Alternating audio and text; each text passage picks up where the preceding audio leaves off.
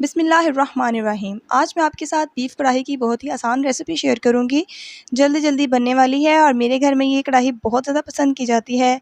इसे मैं बहुत कम मसालों में बनाकर तैयार करूंगी, तो इसे हर कोई बहुत आसानी से बना सकता है। तो चलें जी रेसिपी स्टार्ट करते हैं।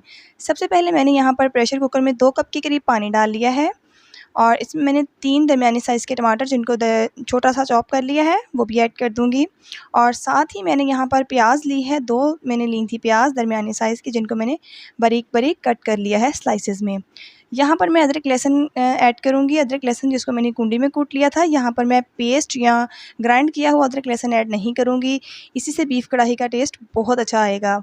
और जी बीफ यहाँ पर मैंने आधा किलो यूज़ किया है, आधा किलो से थोड़ा-सा ज़्यादा बीफ है। एक यहाँ पर टुकड़ा मैं दालचीनी का ऐड करूँगी और एक बड़ी इलायची ऐड करूँगी। 4 मैंने यहाँ पर लौंग डाल दी हैं और जिन तमाम चीज़ों को ऐड करने के बाद अच्छे से मिक्स कर देना है। बाकी जो हमारे पाउडर फॉर्म में स्पाइसेस हैं वो मैं बाद में ऐड करूँगी। इसको मैंने प्रेशर लगा देना है तकरीबन 20 मिनट के लिए। अगर तो गोश्त ताज़ा है तो आप बगैर प्रेशर के उसको 45 से 1 घंटे में पका सकते हैं। ये देखें जी, प्रेशर मैंने 20 मिनट लगाया है और पानी थोड़ा-सा ड्राई होने वाला रह गया है।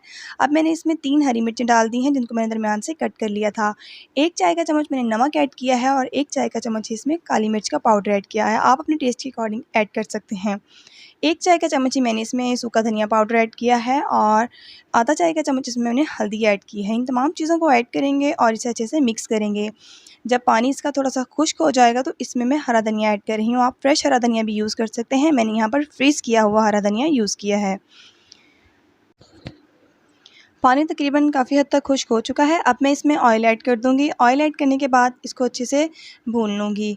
हंडिया की बुनाई जितनी अच्छी होती है वो उतनी ही मज़े की बनती है। देखिए पानी बहुत अच्छे से बिल्कुल ड्राई हो चुका है और हंडिया ने तेल भी छोड़ दिया है। अब मैं इस पे जूलियन कट किया हुआ अदरक डाल दूँगी और इसको हरी मिर्चों के साथ सजा दूँगी। ये देखें जी, बहुत ही ज़बरदस्त सी एक स्पेशल किस्म की बीफ कढ़ाई तैयार है। आप इसे ईद पे भी ज़रूर ट्राई कीजिएगा, बहुत जल्दी बन जाती है और बहुत ज़्यादा डिलीशियस बनती है। अगर आपको ये रेसिपी अच्छी लगी है तो मेरे चैनल को सब्सक्राइब कीजिएगा और इस रेसिपी को शेयर कीजिएगा। अल्लाह हाफ़िज़।